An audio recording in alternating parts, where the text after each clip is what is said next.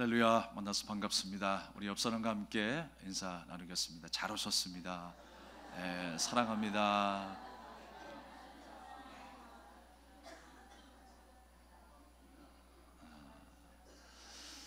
만나서 반갑습니다.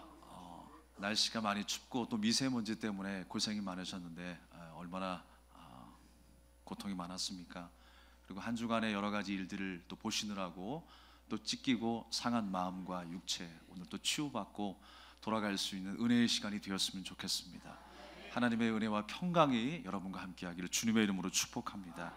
오늘 하나님의 아들과 사람의 딸이라는 제목으로 함께 은혜를 나누고자 합니다.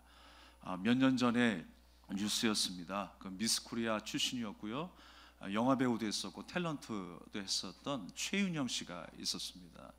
근데 갑자기 깜짝 놀랄 만한 뉴스가 나왔어요. 절도죄로 신고가 들어온 거예요. 그가 알고 있었던 그 지인이었던 아주 친한 그 언니네 집에 놀러 갔다가 그 언니네 지갑을 보게 된 거죠.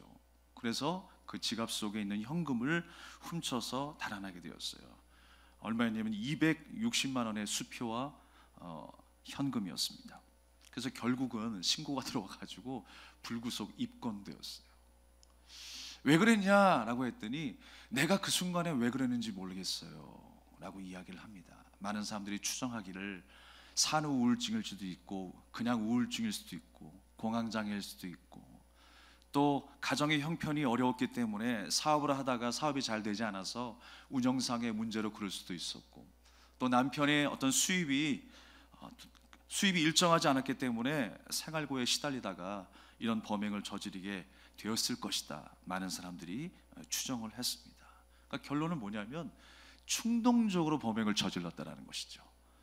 마음이 없다가도 사람의 마음이 그렇잖아요. 견물생심이라고 어려운 상황에 있으면 그 물건을 보는 순간에, 돈을 보는 순간에 자기도 모르게 그 돈에 욕심이 생겨서 좋아하게 되고 취하게 되었다는 거예요. 그러니까 성경 속에 나타났던 범죄의 패턴이 바로 이렇습니다. 범죄의 시작은 어떻게 시작이 되냐면 보는 것으로 시작이 됩니다. 그래서 그 보는 것을 아름답다라고 느끼는 거예요. 하와가 그랬잖아요. 하와가 무엇을 보았습니까? 하나님이 먹지 말라라고 하는 선악과를 보게 되었어요.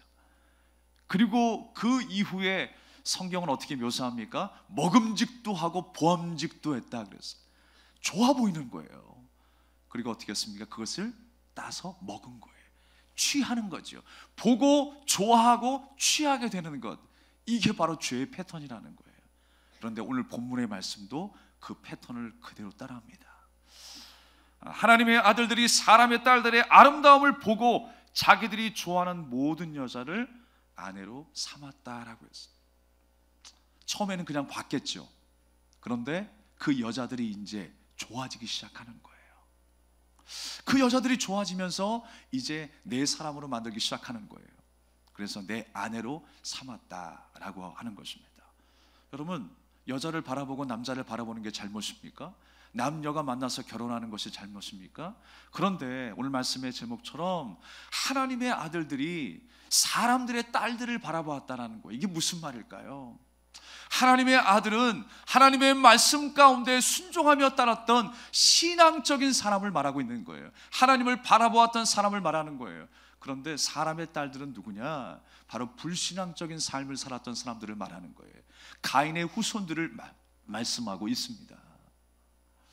셋의 후손들은 하나님의 방법을 따르고 하나님의 말씀을 따르는 신앙, 그야말로 하나님을 바라보는 인생으로 살았습니다. 그런데 가인의 후손들은 하나님을 바라보지 않냐고 땅을 바라보았다는 거예요.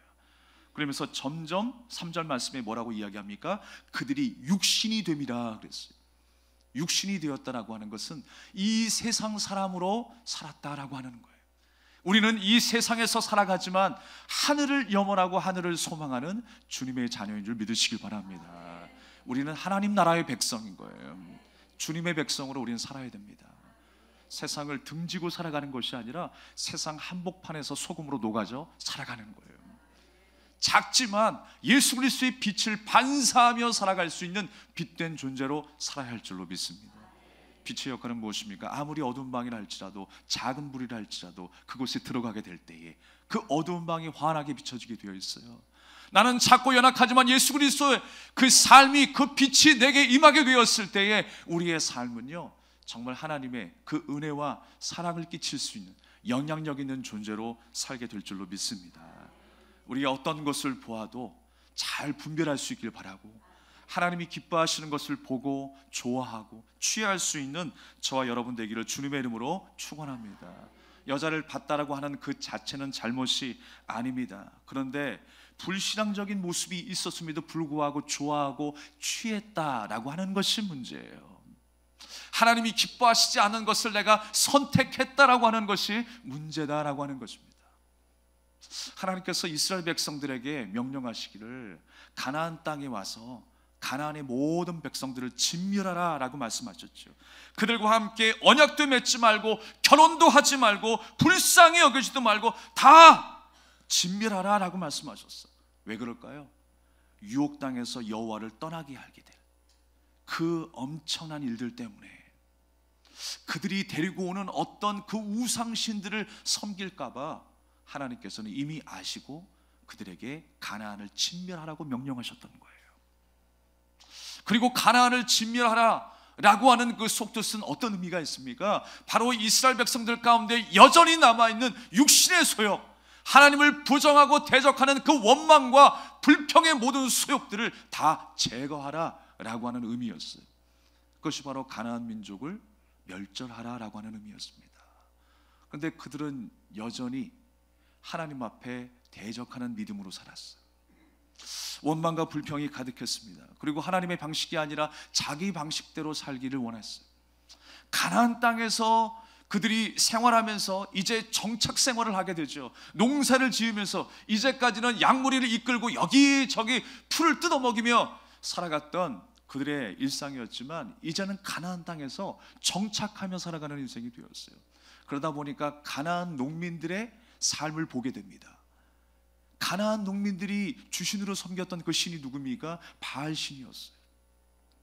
풍요와 그 엄청난 축복을 우리에게 준다라고 믿었던 그 바알 신.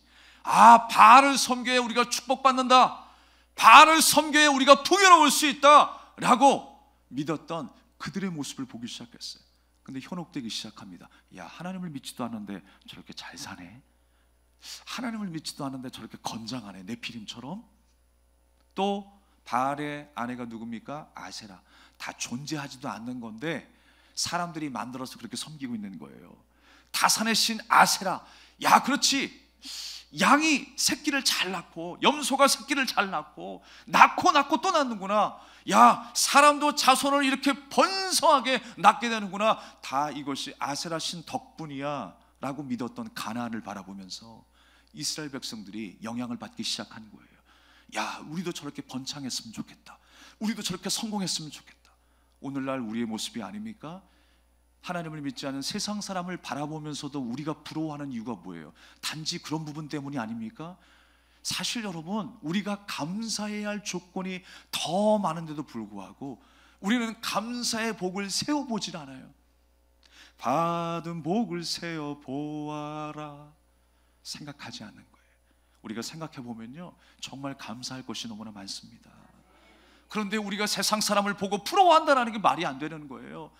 단순히 이 세상의 어떤 물질적이고 이 세상에서 누리는 풍요와 그 다산 때문에 우리가 부러워한다면 우리는 하나님의 백성의 정체성을 잊어버리며 살아가고 있는 거예요. 잃고 살아가고 있는 거예요.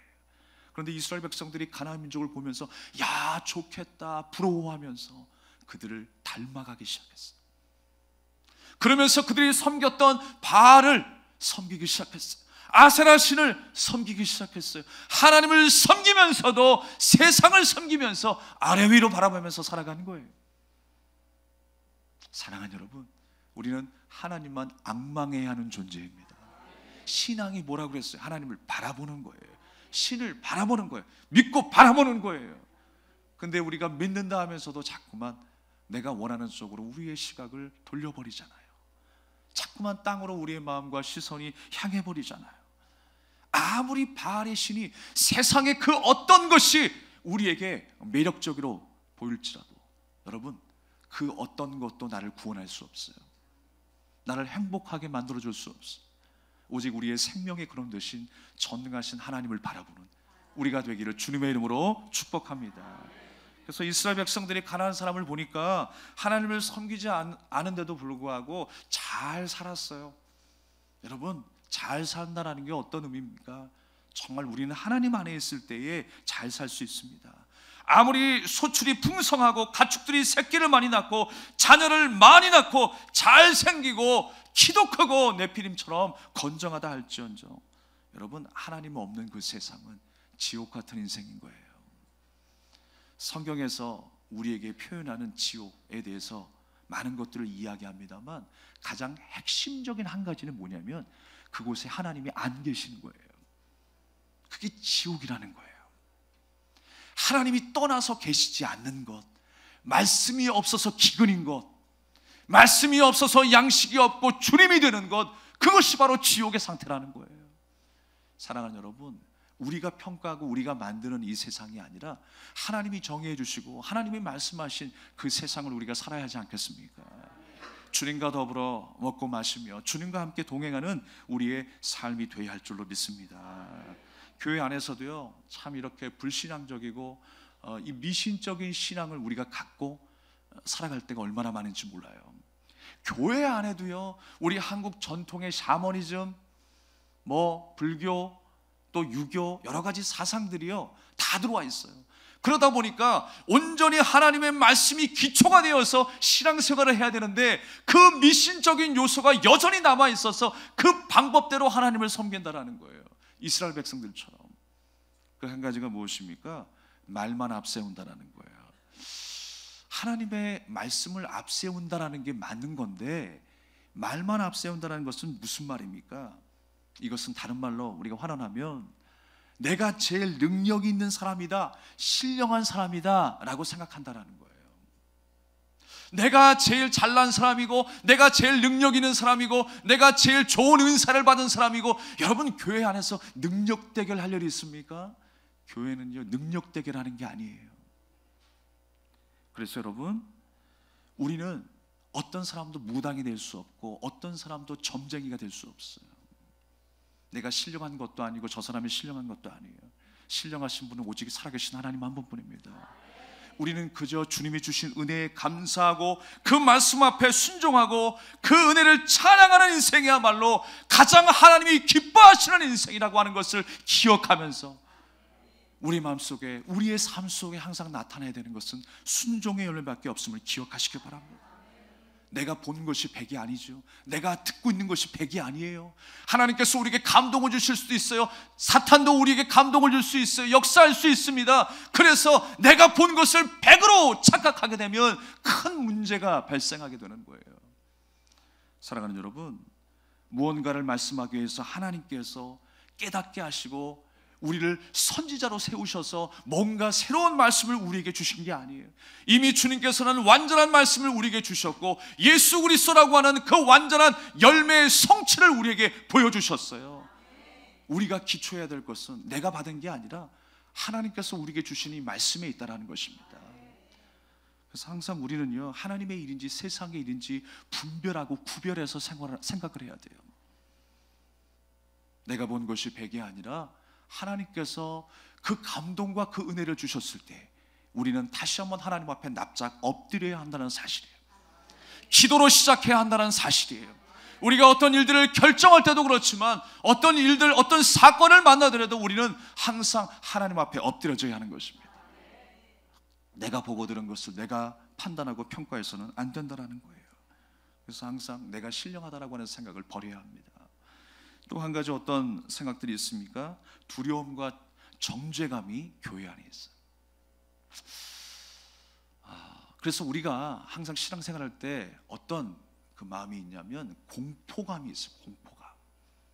지옥 가지 않기 위해서 내가 교회를 나올 수밖에 없는 신앙생활.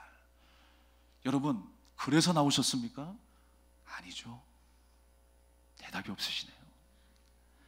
지옥 가지 않기 위해서 내가 하나님을 예배하러 나왔습니까? 아니죠.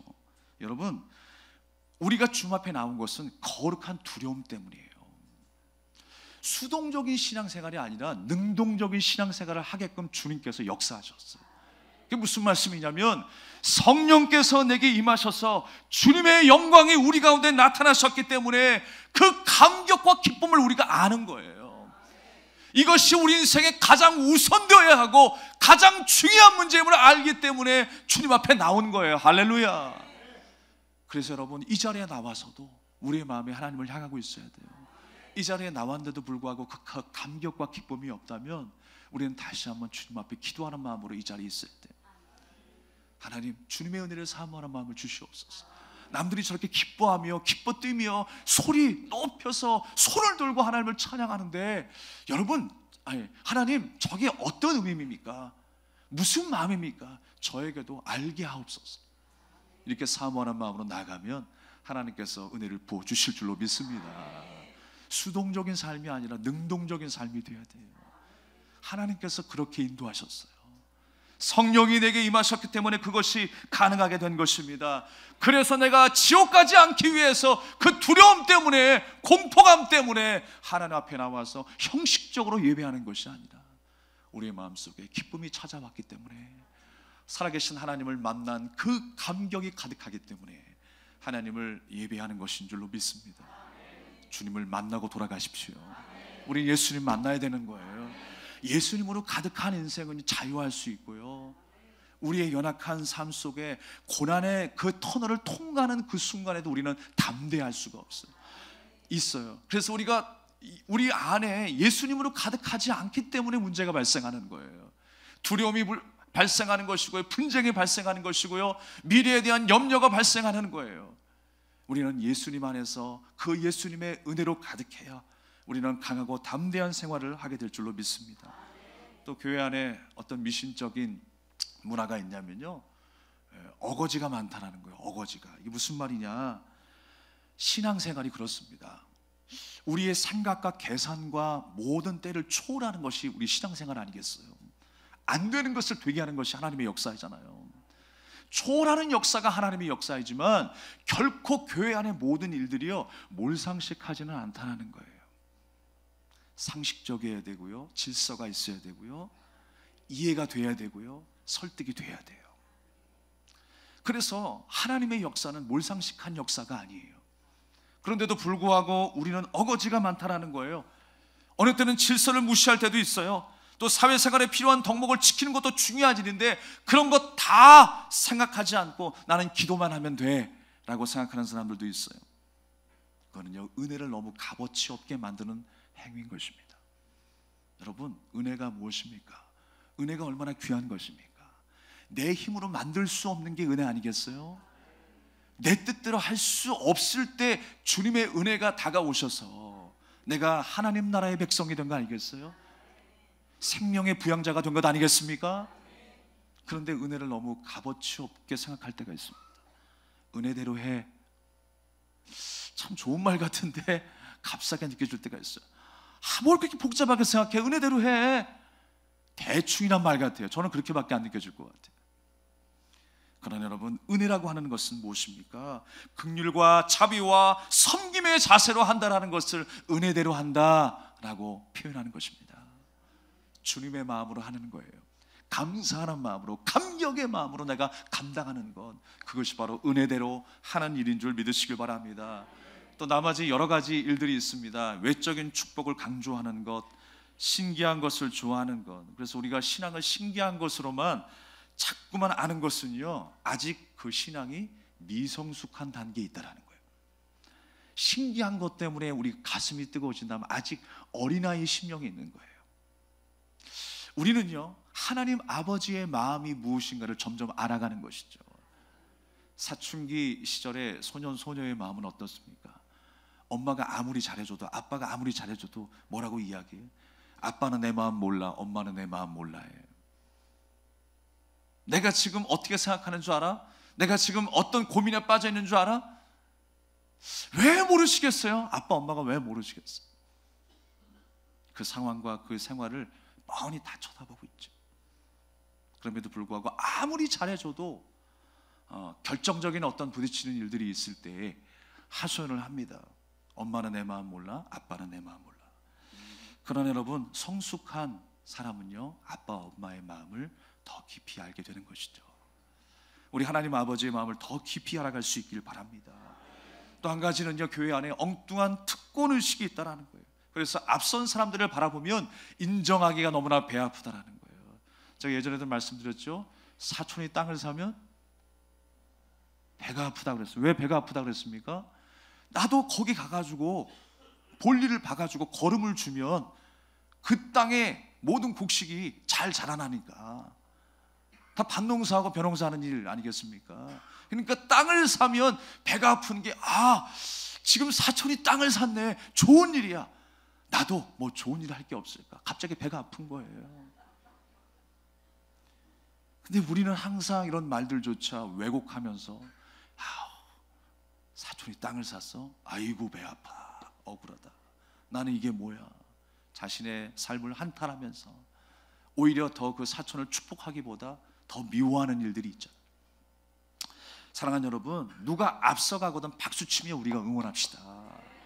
누가 잘한다 그러면 잘한다 잘한다라고 박수 쳐줘야 돼요. 그래서 나도 그 일들 가운데 합류하면 얼마나 좋겠습니까? 합력하여 선을 이루면 얼마나 더 아름다운 모습의 공동체가 되겠습니까? 마지막으로는요, 공동체 의식이 교회 안에 없대요. 사실 여러분, 교회가 공동체 아닙니까? 공동체로 만나는 것이 바로 교회인데, 오히려 교회 안에 공동체 의식이 점점점 사라진다는 거예요.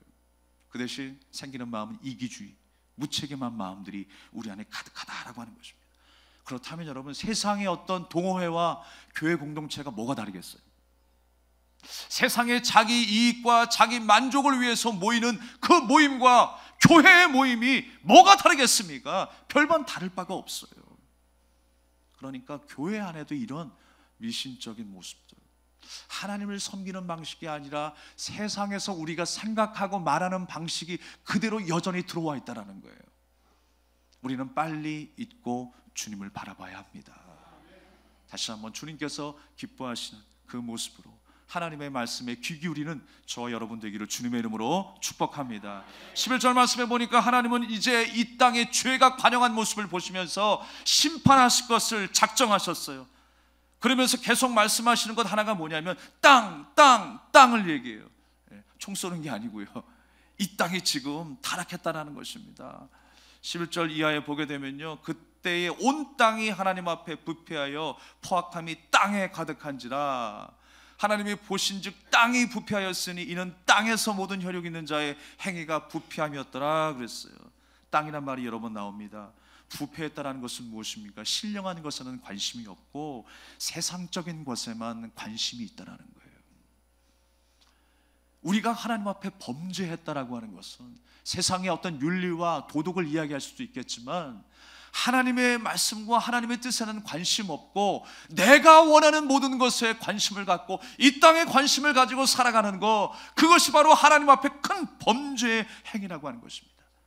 그때 하나님께서는 120년의 시간을 주셨어요. 회개하고 돌아올 수 있는 기회의 시간을 주셨던 것입니다.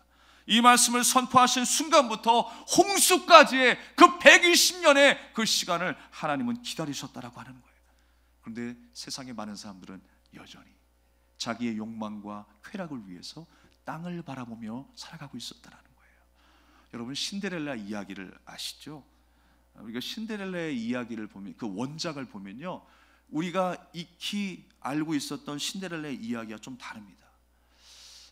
어느 날 정말 파티에 가고 싶었었던 이 신데렐라가 그 계모와 동생은 파티에 참여하게 되는데 신데렐라는 그냥 집에서 일을 하게 되죠. 그런데 파티에 가고 싶었던 신데렐라에게 요정이 나타납니다. 그러면서 그 요정이요, 파티에 참여할 수 있도록 호박으로 마차도 만들어줘요. 멋진 드레스도 입혀줍니다. 유리구두를 신겨줘요. 그러면서 약속하기를 뭐라고 이야기합니까? 12시까지 와라. 그런데 원작에 보면 이 이야기가 어떻게 이야기하고 있냐면요, 그 12시라고 하는 이야기가 어디서 나왔냐면, 신데렐라에게도 엄마가 있었잖아요. 그 친엄마가 살아생전에 유언처럼 남긴 말이 있었어요. 얘야, 밖에 나가거든 12시 안에는 꼭 들어와라. 이게 엄마의 유언이었어요. 왜냐하면 순결을 잃어버릴까 봐.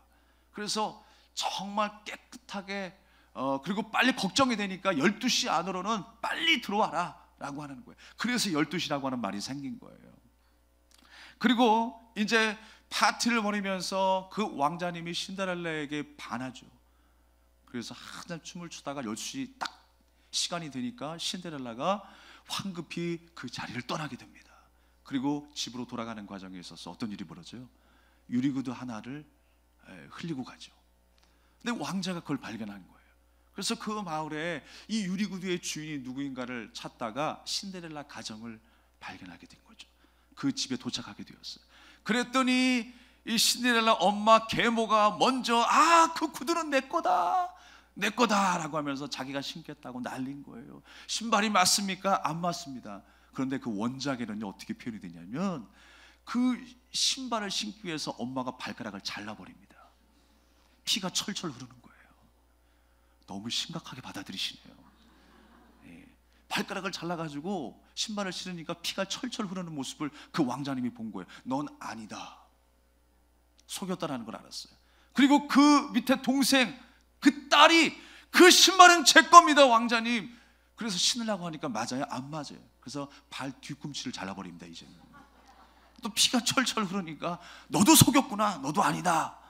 근데 신데렐라가 신으니까 딱 맞은 거예요. 그래서 왕자와 신데렐라가 결혼한 거죠. 결혼했나요?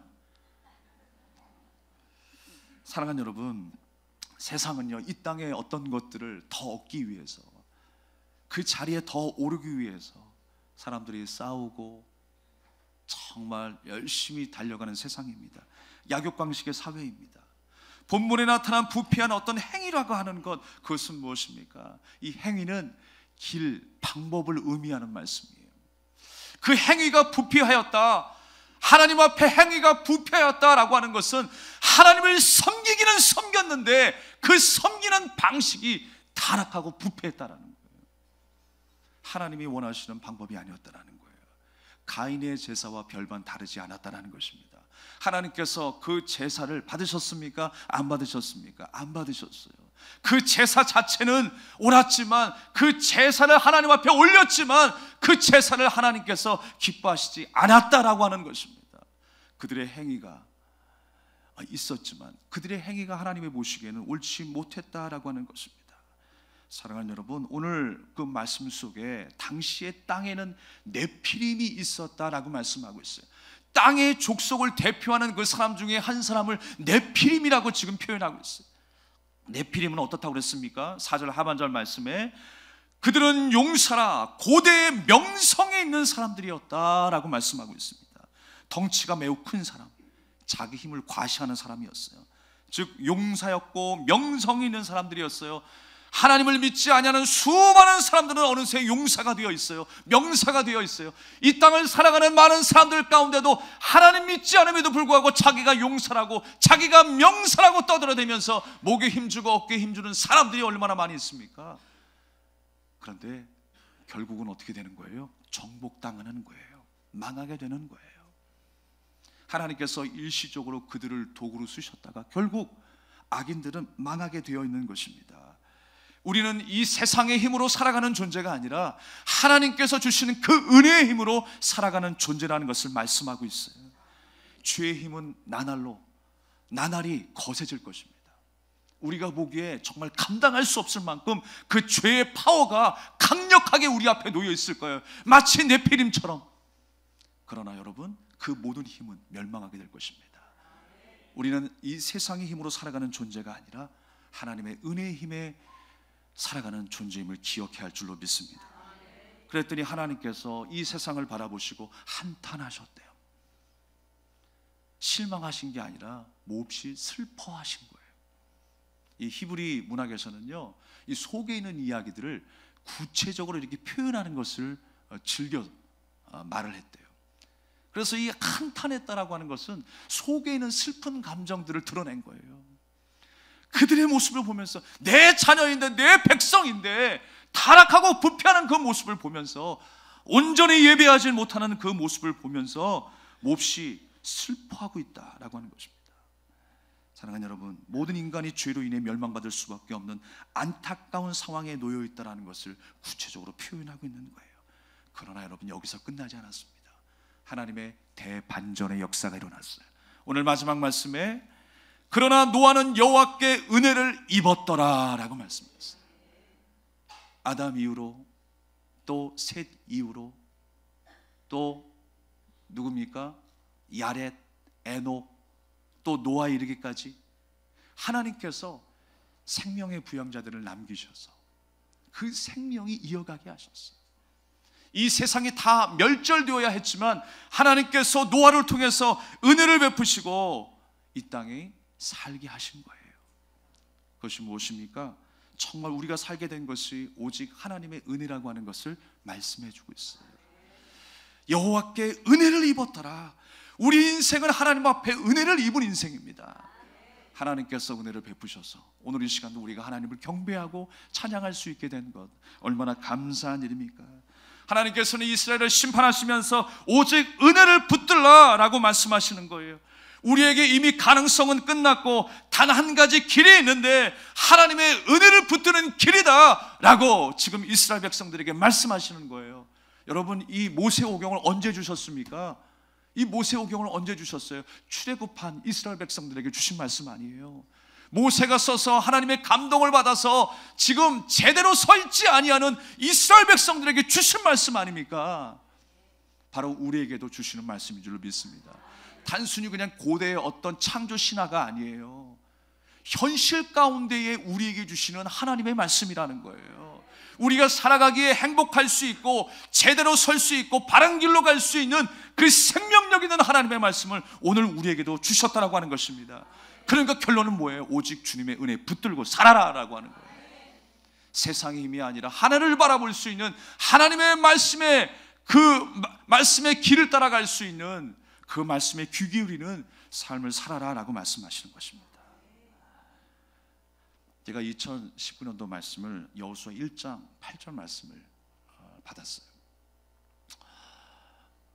이 율법을 주야로 묵상하라 라는 말씀이었어요. 그리고 그 말씀을 다 지켜 행하라. 그리하면 평탄할 것이고 형통할 것이다. 그것이 바로 여호수아 1장 8절 말씀이에요. 제가 이 말씀을 또 묵상하면서 이렇게 받으면서 딱 읽다가 갑자기 어떤 생각이 나냐면 미국 유학 시절에 엘리베이터 사건이 갑자기 생각이 났어요.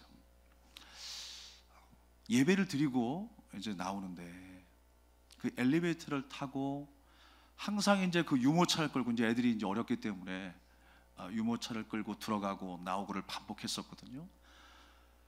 근데 그날도 이제 그 엘리베이터 안에서 유모차를 붙잡고 있다가 내리는데 잠깐 그 유모차에서 손을 떼는 순간에 엘리베이터 문이 탁 잠겨버린 거예요.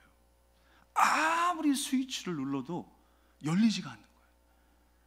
5분을 기다리고 10분을 기다려도 문이 열리지 않습니다. 난리가 났어요. 야, 이거 큰일 났다. 이거 아빠 엄마의 마음이 얼마나 이게 애가 탑니까?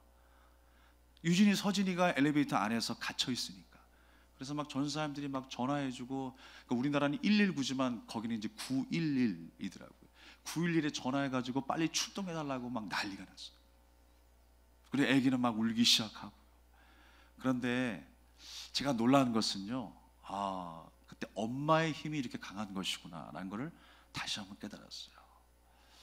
그 엄마가, 이주영 사모가, 엄마가 이제 그 유진이를 차근차근히 달래기 시작하는 거예요. 차분하게, 흥분하지 않고. 그러니까 그 엄마의 말 때문에 이 아이가 안정감을 갖고 평온함을 얻고 하나하나 기다린 거예요. 무려 시간이 몇 분이 지나냐면 15분 정도의 시간이 흘렀어요. 그 시간까지 얼마나 공포의 시간이겠습니까? 그런데 유진아, 조금만 기다려. 지금 아저씨들이 오고 계셔. 소방대원 아저씨들이 오실 거니까 조금만 기다려. 앞에 서진이 있지? 서진이 우는 거 잘 달래줘. 한마디 한마디에 귀를 기울이면서 알았어. 엄마 지금 서진이 잘 있어. 서로 이야기를 주고받으면서 15분이 흐른 거예요. 도저히 안 될 것 같아서. 사실 밖에서는 난리가 났거든요. 막 난리가 났어요. 도저히 안 될 것 같아서 전사님 한 분이 쇠꼬챙이를 가지고 왔어요. 그래서 엘리베이터 문 사이에 끼고 그 문을 찌그러뜨려서 그 문을 강제로 열었어요. 그래서 그 아이들이 이제 밖으로 탁 나오게 됐는데 그 유진이 얼굴의 모습이 그 어느 때보다도 평온해 보이는 거예요. 울지 않는 것은 기본이고 그냥 평온해 보이는 거예요. 즐거워 보이는 거예요. 그러면서 깨닫게 된 게 뭐냐면, 우리가 하나님의 말씀에 귀를 기울이고 그 말씀을 따라간다는 게 무언가를 생각하게 되었어요. 주님의 말씀에 붙들린 삶이 이렇게 평안하고 평탄하고 형통한 삶이라는 것을 우리가 기억하면서도 또 잊어버리잖아요. 우리가 만나는 고난 가운데 또 잊어버리며 분주한 인생을 살아가잖아요. 우리가 걸어가야 될 길이 하나님의 말씀의 길이고 하나님의 말씀에 귀 기울여야 하는 삶인데 우리는 늘 불안해하면서 세상을 바라봐요. 아프가니스탄에서 인질로 잡혔던 선교사님들 몇 명이 있었죠.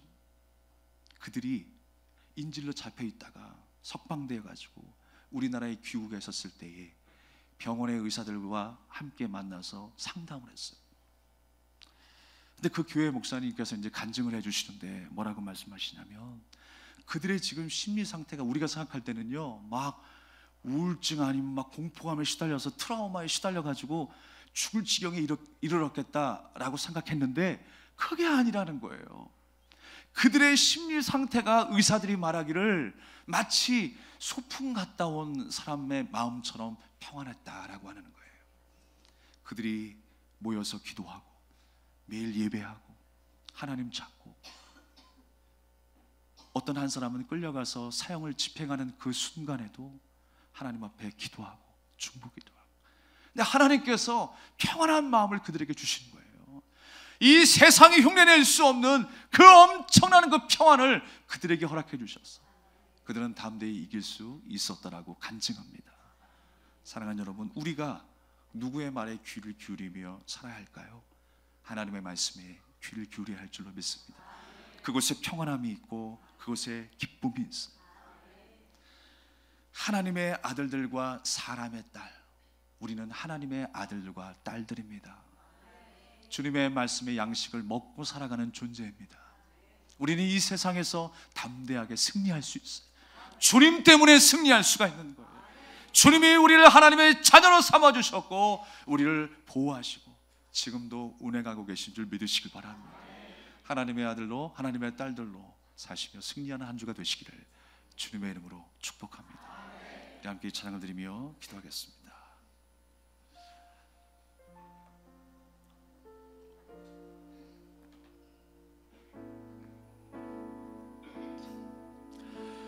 아버지 사랑 내가 노래해,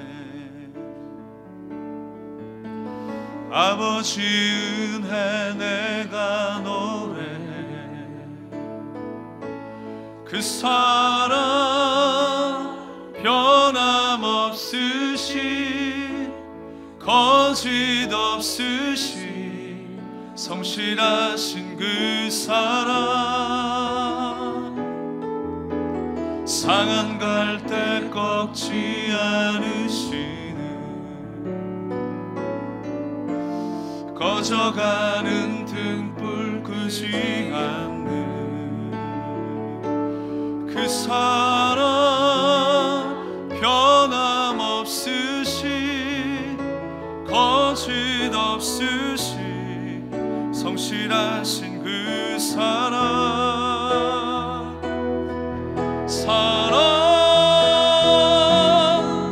그 사랑 날 위해 죽으신, 날 위해 다시 사신 예수 그리스도, 다시 오실 그 사랑, 죽음도 생명도 천사도 하늘의 어떤 권세도 끊을 수 없는 영원한 그 사랑 예수. 아버지 사랑 내가, 아버지 사랑 내가 노래해, 아버지 은혜, 아버지 은혜 내가 노래해,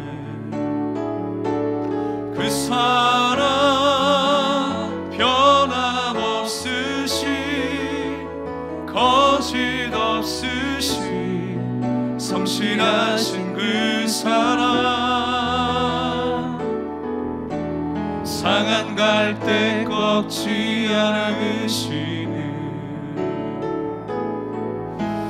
꺼져가는 등불 끄지 않는 그 사랑 변함없으신 거짓 없으신 성실하신 그 사랑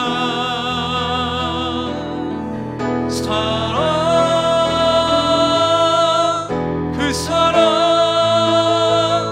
널 위해 죽으신 널 위해 다시 사신 예수 그리스도 다시 오신 그 사랑 죽음도 생명도 천사도 하늘의 어떤 권세도 끊을 수 없는 영원한 그 사랑 예수 그 사랑 그 사랑 날 위해 죽으신 날 위해 다시 사신 예수 그리스도 다시 오신 그 사랑 죽음도 생명도 천사도 하늘의 어떤 권세도 끊을 수 없는 영원한 그 사랑 예수 영원한 그 사랑 영원한 그 사랑 예수. 우리 함께 말씀을 기억하면서 기도하기를 원합니다.